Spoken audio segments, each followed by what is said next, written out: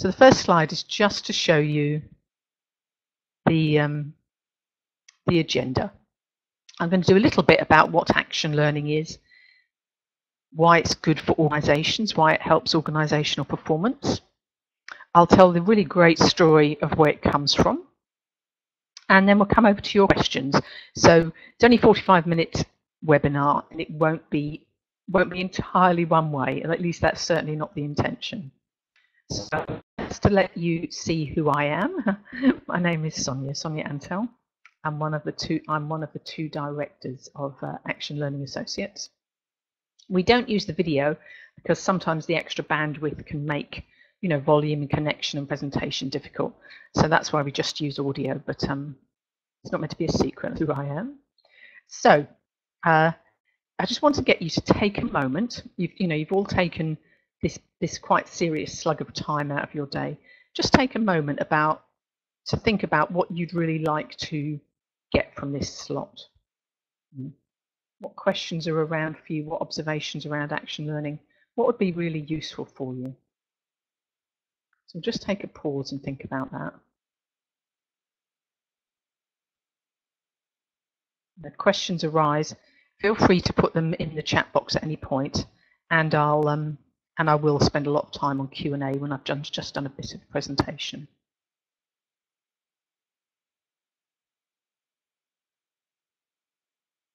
Oh, volume is better, and thank you for the feedback. So I'm just going to start by briefly introducing what's action learning. It's a self-managed learning process, but it's very structured. It's got quite a tight structure, or the classic model has got quite a tight structure. There are lots of models. And it's about reflecting on experience. And critically, much like coaching, it's not about advice or about telling. We've done lots of work. We have some open chief executive sets, and we get some great quotes. And Stuart Wallace said, "I learnt so much from my fellow participants. Joining a set isn't nice for a chief executive, it's essential," which is lovely, really lovely.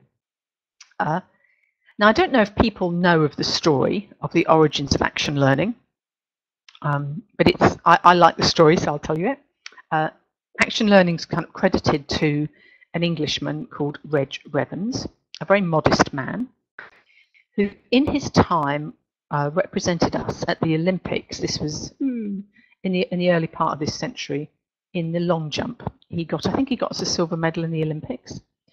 By profession, he was a physicist, and he was part of the Rutherford laboratory in Cambridge, which split the atom. And that team won the Nobel Prize for physics, whatever that title is, but the Nobel Prize for scientific research. And they split the atom, I think it was the very late 1930s that happened in the Cambridge laboratory. And Reg could see what was going to be the first application of nuclear fission. And the other thing that I've not said about him is that he's a Quaker. He was a lifelong Quaker. I don't know if people know anything about the Quaker. Actually, it would be interesting to have a quick response. Do people know anything about the Quaker views or Quaker beliefs? It would be really interesting. I can see some people are typing yes-ish. So then you may well know that Quakers are pacifists. They're very quiet. They are quiet. They're modest people. They're gentle people. And they're pacifists by principle. And exactly as been said here by Shirley, in a sort of very quiet and discreet way, Reg responded to what happened in his professional field by resigning. He left that work. He didn't make a song and dance. He didn't publish. He didn't try and persuade anyone that what they were doing was wrong, although he felt it was wrong. He just resigned. And he was a man of some renown at that time. I mean, fame is very, very different as we know now. Fame is a very different thing. But he'd won an Olympic medal, and was part of the Nobel Prize team. So he was a man of some real renown, and he was very sought after for work. And the job he took, or the role he took, was the head of I'm not entirely sure if it was human resources or performance management in the coal industry. Now, increasingly, there aren't people who at work who remember that there was a coal industry, but I do remember we had a coal industry in this country, a coal manufacturing, coal mining industry. And what Reg did, it was beset by performance problems, very difficult work to do, very old technology, and so on. And he considered how adults learn. He considered the kind of principles from when he'd been in sport, which is originally where the origins of coaching. And he looked at the peer review process that they'd used in the Cambridge laboratories as well. And as well as a kind of a Quaker principle called the Clearness Committee. So he put these ways of adult learning and adult problem solving together and developed a process called action learning, the classic process, and tried it out in the pits. Now, being a scientist, he was very good at evaluation and data. And the manufacturing industry, the mining manufacturing industry, is very rich in data, must be still very rich in data. And it would be the kind of classic HR data we know about, with, attendance and absenteeism and sickness and so on. But there's also really solid data about the volume of coal coming out per scene, how long a particular machine is down, how long it takes to replace a part, and so on and so on and so forth. Loads and loads and loads of kind of really solid data, performance data. Being a scientist, Reg chose put together that basket of data and chose did a pilot. And he did a pilot of the 12 worst performing pits using that basket of data. He set a pilot up in mid Wales, I believe it was around Merthyr Tydfil, and a pilot up in Kent. And he did what we do in action learning sets now.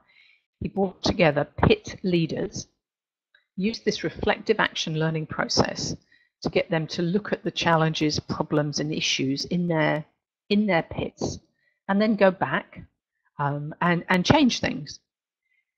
And he was undoubtedly a man ahead of his time, because within 12 months, those 12 pits outperformed the rest of the sector, the rest of the pits on this basket of data. So amazingly well structured and rigorous pilot, and that was where action learning was born. So it's a great, I say it's a story, it's a great true story, really, if you like, really great true story. So where does it come from? Why does it work? And what Reg said, and this is actually, it's called his equation, the Reg's equation. Learning comes, actually I've got a question from Janet. Did he present the pit leaders with the data as an input to the discussion? I have to say I don't know if he did, but they would know that they were there because their pits had the greatest challenges. So I can't answer honestly in terms of what they did with the level of data.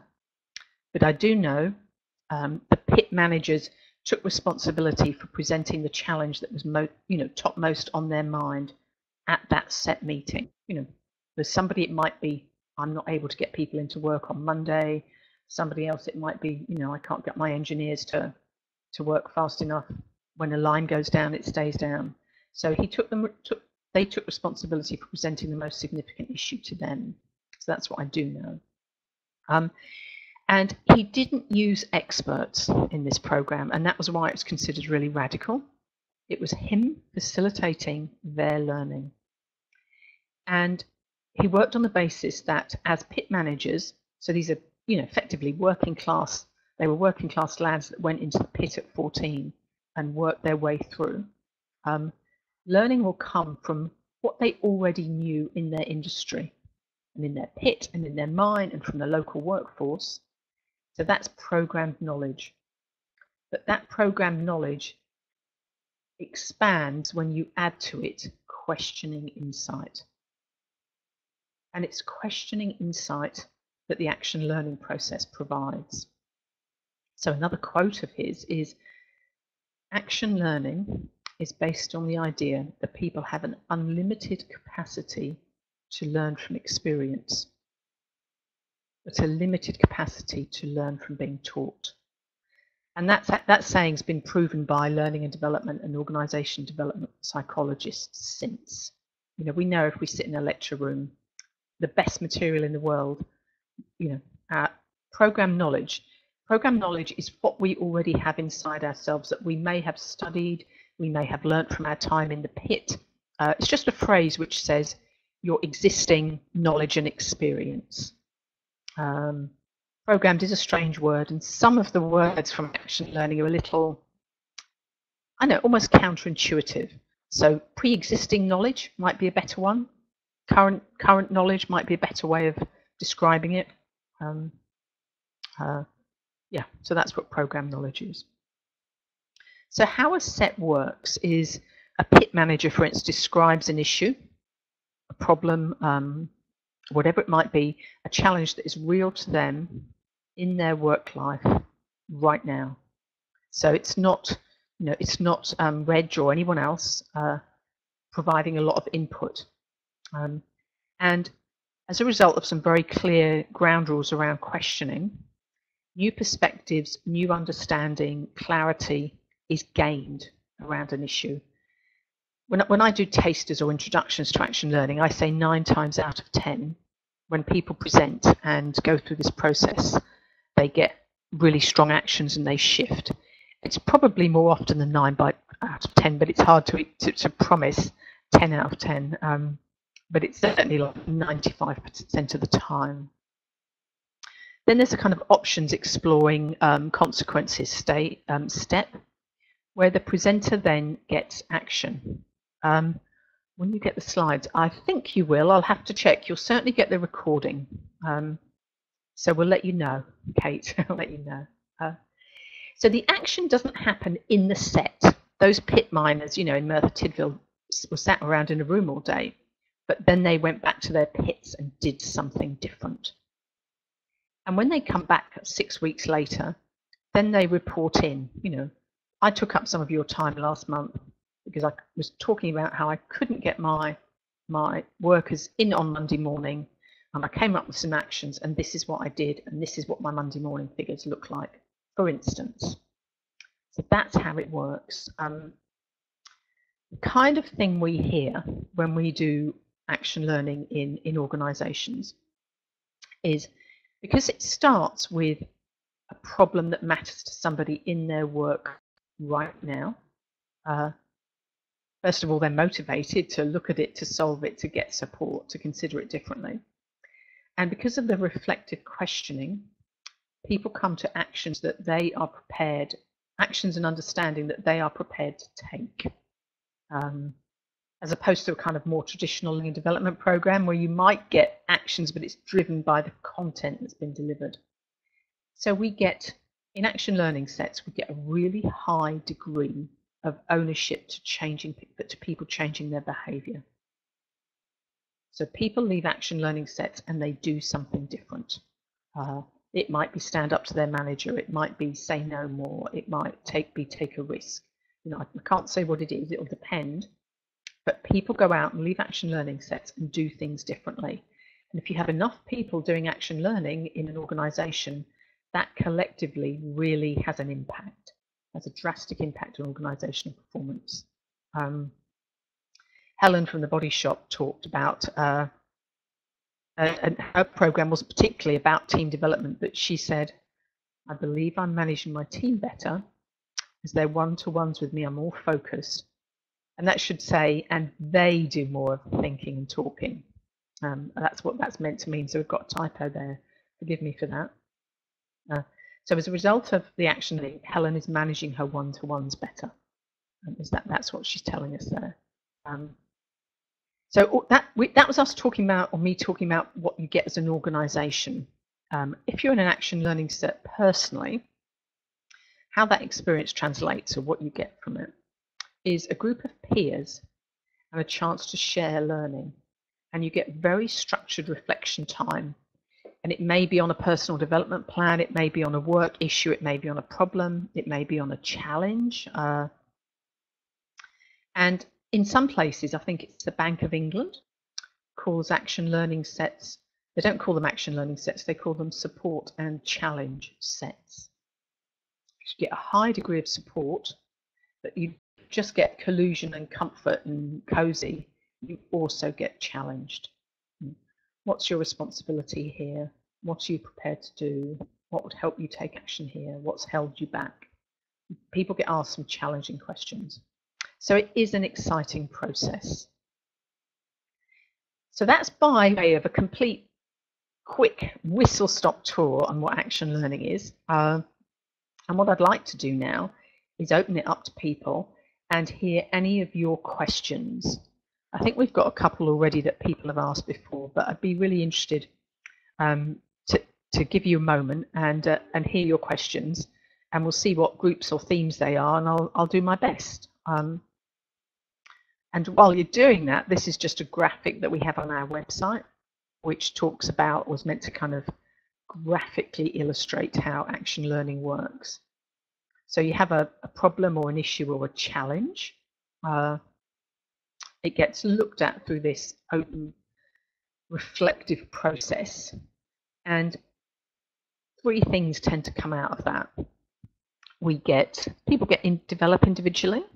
You get peer-to-peer development. People develop a really strong network within their organization. And if collectively you have enough people in a cohort or a level of management or an organization doing action learning, you'll really get organization and leadership development. Thank you, Kate. I'll try and be more careful with the sound here. Keep giving me feedback, and thanks for your questions so far, Helen and Melanie. I'll just finish this piece about the slide, and then I'll get onto your questions. And as a result of that process, people take action, and the action in that little purple box, that happens outside of the set, and that doesn't happen in the room. But as a result of that action, something happens, something changes. I've got a couple of questions up here, and we've already got some questions. So Helen's asking, so we've got some practical questions to start with about the mechanics, if you like. There's some classic action learning ground rules to do with confidentiality. So for people to be really honest about what's working and not working, we usually have a very strong confidentiality ground rule in the set. Now, there are times when that's flexed, and we could talk more about that if that's of interest to people. But what that does is it makes it safe to say, I'm just at the end of my tether. I don't know how to get people in on a Monday morning. I've done this and this and this, and nothing's working. And I know I'm the manager, but I'm stuck. So confidentiality makes it okay to say that. So that's a ground. And we also, another ground rule would be, set is usually a closed group, in that once it's formed, 6 to 8 people for an agreed amount of time, agreed number of settings, agreed number of sessions, you wouldn't invite new people in. You'd run it as a closed group, generally 6 sessions over roughly 9 to 12 months. And then you'd close that and recontract if you like. So I hope that's a start. I'm going to have to go up here to see the ground rules. Okay. So Melanie, sets. The example I gave you with Reg, those sets were day long. Proper working day. We do a lot of sets that are a day long, but increasingly with work pressures and so on, sets are a half day. That seems to be kind of fairly standard. And usually we say 6 to 8 people. We sometimes get, begged, pushed to go larger. And there just seems to be something, if you're working in a small group, if you go to 9, it just dilutes the process, makes it harder for people to get space and time. So that can be the case. Okay. So Danny, yeah, Danny's making a really good observation here about different models, if you like, of action learning. So we call the classic action learning, which is the one that Reg invented with the miners, where it's focused entirely on questioning. We tend to start with that model so people get the reflective process. And then there are others where you'll get advice and suggestions. And my view is it depends on what an organisation, two things, it depends on what a group is able to do, and it depends on what the organisational requirements are. But we would always, if we use the model where there are suggestions, or sometimes people answer the question, what is it, if I were you, as opposed to telling somebody what to do, you know, Danny, I think you should do such and such. If I say, if I were you, Danny, in this situation, I might consider doing da-di-da-di-da. It's offered more loosely, but we always separate, make sure there's a real distinction between the reflective questioning piece and the any suggestions or input, because otherwise action learning becomes a workshop, which is fine. Workshops are great and they have their place, but it isn't action learning, if that makes sense. Oh, okay, Marmite. That's quite funny. That's quite lovely, Jonathan. I've not heard that before. As regards to action learning, yes, it's true that some people don't. It's not for everybody all the time, and I can tell you we've got really clear ways of doing that, of handling that. So it's a good observation, and sort of implicit in there is you can't make people learn reflectively where they don't want to. You can say you have to know your health and safety registration, or your nursing registration needs updating, and you can legislate for that, but you can't for reflective learning. So when we contract with customers, we always say that action learning should be optional. You should recruit people to this. They should have a sense of what it is. They should be allowed to try it out. Sometimes we get contracts, a large contract with a big beauty company, L'Oreal, where people had to be there, and that was the deal. That was how L'Oreal set up their learning and development. People had to be there. And when that's the case, we deal with it by saying up front, on the sake of it, the first day one, our preference is not to have you have to be here, but if you give this first day your best shot, try the reflective questions, suspend your worries, concerns, whatever, give it your best shot, and then at 5 o'clock, if you come to me and say you feel it's not for you, I will partner with you and go to my client in Paris, in L'Oreal, and graciously help you exit the action learning. Now, I've never had anybody want to take me up on that. So people have come in at 9 o'clock or 1 o'clock and said, don't really want to be here. It's not for me. Shouldn't be doing it. It's a waste of time. And I issue that effectively. It's a challenge. And at 5 o'clock, they're prepared to commit. So that's a way that we manage people who don't want to engage. Yeah, and Janet makes a good point. Sometimes when people know action learning, they will do it in an hour at lunchtime. So yes, we had a very large program in Amsterdam with Heineken. I think Heineken are doing very well at the moment with the World Cup and the beer and the cool weather. So we had a very large program in Heineken where we trained upwards of 250 facilitators who were all over the world. And over time, it meant their head office location, so I can talk about Amsterdam, had enough people who were running action learning sets and knew action learning that they could even send out a quick email and say, I've got something I'm really stuck with, could 5 or 6 of you meet me in such a conference room to do an action learning set over lunch, today or tomorrow. So yes, it can be done. It can be done.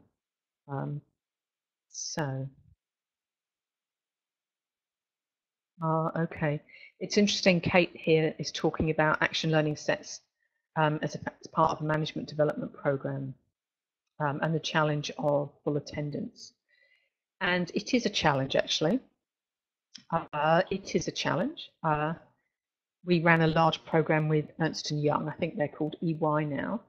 So these people have got very demanding roles. They travel a lot for work.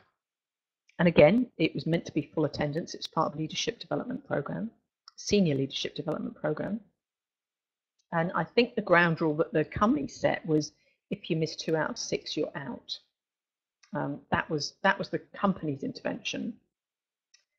Our approach to it is to, when we're setting up the ground rules, and I can't remember whose question that was at the very beginning, when we're setting up the ground rules, we make it really clear that if, for instance, Kate's not at the action learning set next month, everybody else loses the value of Kate's questions and insight. And in that sense, we make it really explicit that it is a contract between people. And we said that really clearly, even to these, high-flying Ernst & Young people who are all over the place. You've started working together. You've only got another 5 dates in the diary or 4 dates in the diary. If you prioritize something else over this, your colleagues are losing out. It's not just a kind of tick attendance on a training piece. And we ask people to explicitly commit to that. That's what this deal is. Do you feel you can do it? Will you give it your best shot? Now you can't legislate for serious things that can happen at work or at home, but we do manage the attendance explicitly. And we also actually, with in-house contracts, we have an administrator who sends reminders. So we simply send reminders, the week before every single set any of us or our associates run, just to let you know you've got a set with Sonia at such a place and such a place. It's really important you attend, and so on and so forth. So we do what we can to make it clear up front, and we send reminders. So that's a kind of how we deal with that. Now I'm just looking. Oh, I couldn't see your question, Mike. Sorry. Really good question here from Mike about using action learning remotely. We now do a lot of work. We call it virtual work, working virtually. We used to do it by Skype, and then we moved to WebEx, and we're currently using Zoom because it seems to be the most stable technology that we've come across, because we often have people overseas. And the kinds of things, well, you have to think about exactly the kinds of things that, if I asked you now, you'd have in your head. How do you manage keeping people's focus? How do you manage to have people be present in the room? And we do things like send out some additional kind of ground rules material about not having other applications open. And if you think of confidentiality, if or for instance, Miles here is in an action learning set that's been run virtually.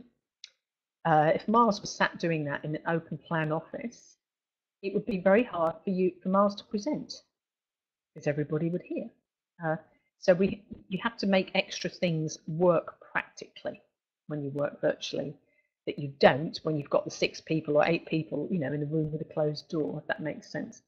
So we've unpicked all of that, all those kind of practical requirements, and made them really, really explicit. When we did the Heineken work, we always did 3 days face-to-face, and the rest of the program was delivered virtually. And we spent some time saying, this is what it means to work virtually. This is what it means to do action learning virtually. It means a quiet room. It means confidential space. That might mean a waiting room. It might a meeting room. It might mean working at home.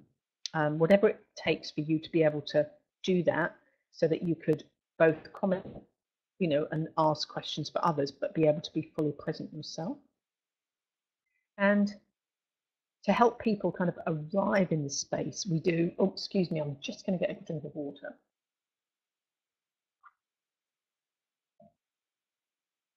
Excuse me, sorry, you probably all heard me drinking. To help people sort of be present in the virtual space, we do some, we could call them mindfulness or presence exercises, focusing exercises, to kind of differentiate between this is what I normally do, and now I'm doing something different in this space. And it's also our experience. It was my personal experience when we started working virtually. I started from, I guess, what you'd call like a deficit model. I'm going to miss people's eye contact, I'm going to miss body language, I'm going to miss humour, I won't be able to see expressions, and so on and so on. So that's often how people start virtual work, virtual action learning, with a kind of deficit.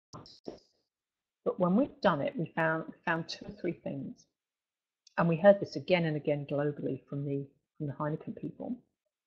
People's listening skills are really, really emphasised. Because you've just got the voice and the tone of voice if you're not using a visual. So that can be really useful. People really pay attention to language, to how they express themselves, and to all the nuances of what they've heard in the presenter's voice, or the question for that matter. So that's really interesting. Yeah, that can be quite different. And now people tend to say, oh, I didn't realise we've got quite so many questions, sorry. And now what we say to people, it's kind of like saying to somebody, well, I'm thirsty and I want, I don't know if I want orange juice or water. It's different but same, intrinsically different but same, the same. That's a different way to think of it rather than a deficit. Okay, and I mean, Melanie's asking a similar question about action learning bringing together remote teams, and it does work. It needs this extra setup we've been talking about. So I'm starting a program shortly for the London School of Health and Tropical Medicine for their researchers who are all over the African countries and are quite unsupported in that they are the only researcher on site or in the field in Gambia, for instance. There's no professional peer. They're working and living in really demanding, significant situations, and they've got a team to manage, but they've got no peers.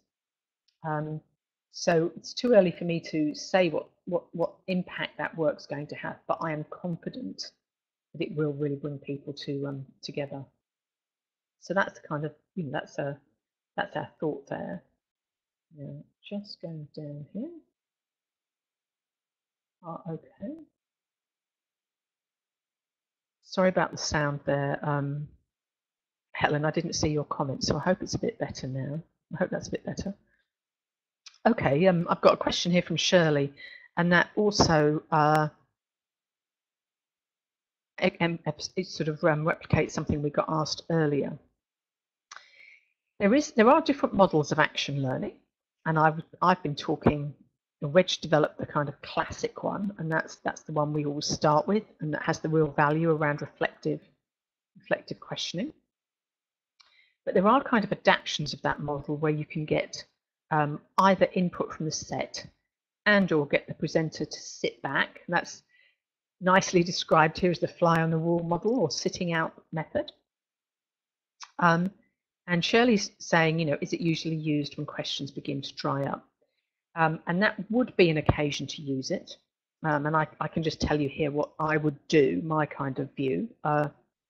And we used it a lot in a large program recently with Essex social care, adult social care. We trained 49 facilitators, and they all continue to run their own sets in action learning, provide reflective supervision around casework. And we went in for some time, ran sets for the people who were practitioners, action learning practitioners.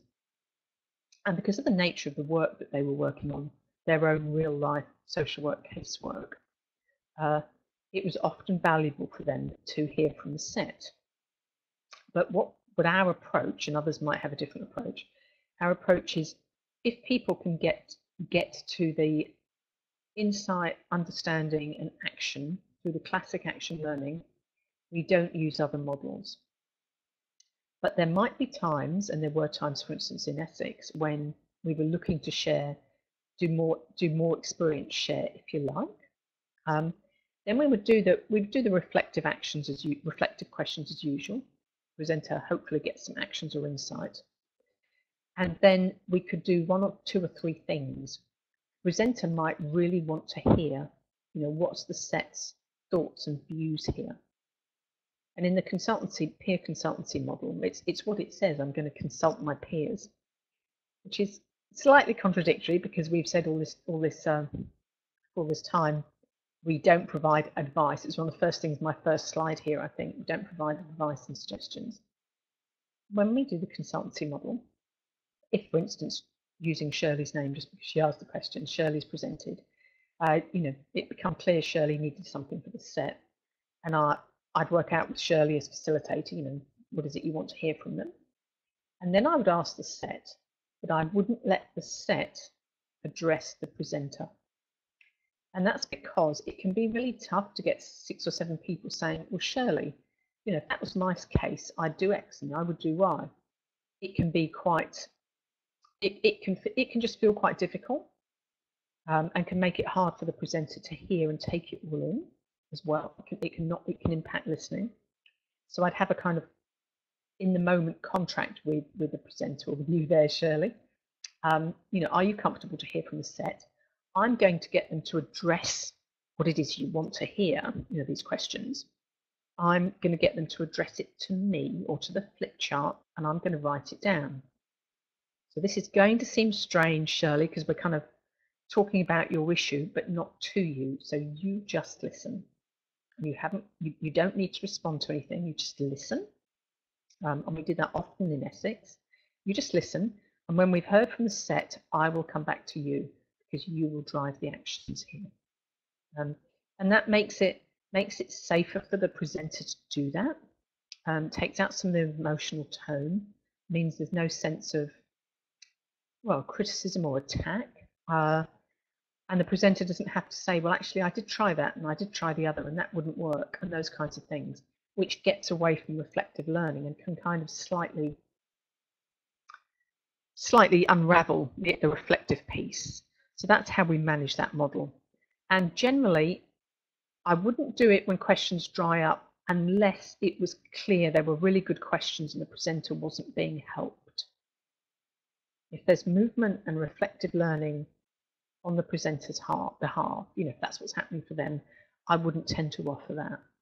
That's a kind of just the way we work, if you like. So I think if people are asking for the recording, we will send that. And I think I've replied to every question. It's only a small box, so it's kind of hard to make sure you've seen everything. If I've left oh, good, okay. How do you help set members ask good questions?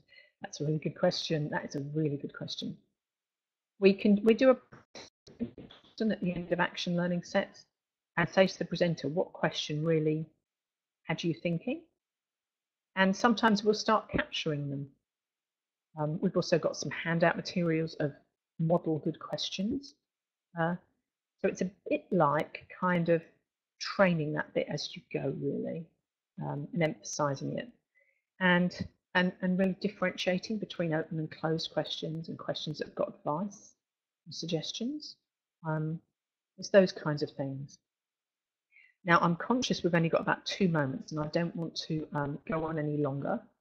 So I think there's going to be a quick closing poll. How do you stop members offering help and advice? It's really interesting there, Miles, because once that's out there, once somebody said to you, oh, well, Miles, why don't you talk to your manager, or why don't you consider the stakeholders? It's out there. It's not going to be taken back. But what I do is say, how I say to the questioner, can we pause a moment and can you look at a way of considering what open question you could ask there?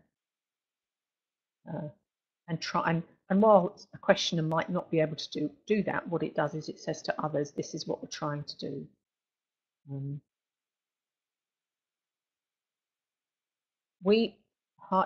Donna's question, I would be inclined not to divide 2 hours up by 5 people. Sometimes a set might want to do that. I'd be more inclined to do 2 or 3 presentations properly. But sometimes a set wants to do something differently. So sometimes you would recontract for something differently. And there are programs that run in the way that Donna's saying, where people get a short time. But a short time doesn't allow for depth. And if you're looking for depth, the time is too short, you won't get it. So that's my kind of headline there. Now I'm conscious it's actually 1 moment till we finish. and it's very bad form to run a webinar any later than people have already committed to. So I'm going to close. I think you'll get a really quick poll at some point shortly, you know, so just asking if you've got other questions or how this could have been more helpful. And I'm conscious, you know, we just took questions and went through that really fast. If it would be helpful for anyone to talk about action learning in any way, how to use it in their organisation, we've got an arrangement. I'd be very happy to have a kind of proper conversation. You know, I've got some really good questions here, and I am conscious I kind of slightly rattled through them in the interests of the of making the format work. So feel free, anyone, if you think that would be helpful. So we're going to close shortly. You'll get a poll. I really appreciate your time and attendance because I know people have got really busy work lives, and it's quite hard to carve this time out. So thank you. I'm glad it was helpful, and you will all get the materials by email as a kind of email program we've got. And as I said, if there's anything I could do, you know, if anybody would like to have a conversation with me, feel free to and we'll do that. I'm very happy to, you know, without any obligation or whatever. Very happy to just discuss a particular question or concern in more detail. So on that note, I'll just thank you for your attendance and your focus. I really appreciate it, and wish everyone a good day and to enjoy the slightly fresher weather. Thank you.